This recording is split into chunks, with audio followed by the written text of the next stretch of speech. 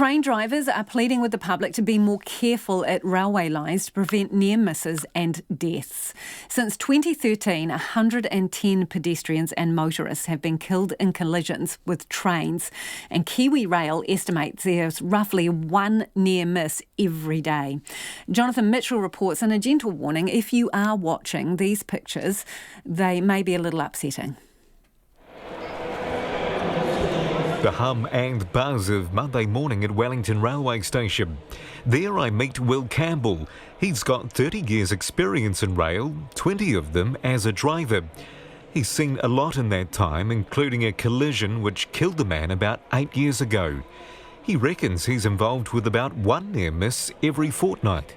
Yeah, the hot spots seem to be around from the Ipuni area up to the Pomari area, and I'll share a little story with you. One time is that a few years back I saw a family with about half a dozen adults and about half a dozen kids in tow pushing a pram down the track.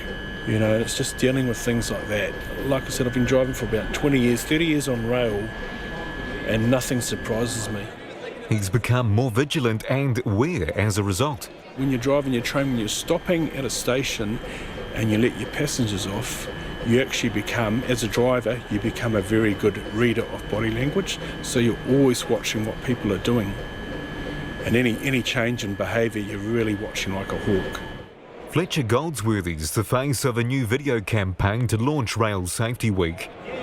He's been a driver for more than 4 years and has had plenty of close calls in that time, including a woman crossing the tracks with a baby in a pram. You've got this knot of nervousness in your chest and you're just waiting to see what happens. But, afterwards you go through all those emotions as if you hit it, like you do all the what ifs, KiwiRail Chief Executive Greg Miller says it has support services in place to help drivers such as Will and Fletcher when they have a near miss or death. He says the public needs to wake up and be alert because it can't protect every kilometre of track around the country.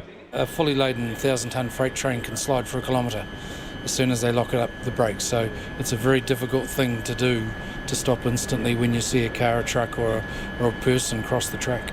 In the past 2 years, 23 high-risk pedestrian crossings in Auckland have had barrier gates installed. 15 more are planned, with 12 upgrades in Wellington and at least 27 road crossing improvements on the cards in Wairarapa. The Transport Minister Phil Twyford says that's just a preventive measure. The investments that we're making, upgrading safety improvements at rail crossings are making a difference, but we need people to be vigilant as well. We need people to be really alert, to follow the rules, look for the signage and pay attention. Otherwise, we won't be able to reduce the terrible death toll.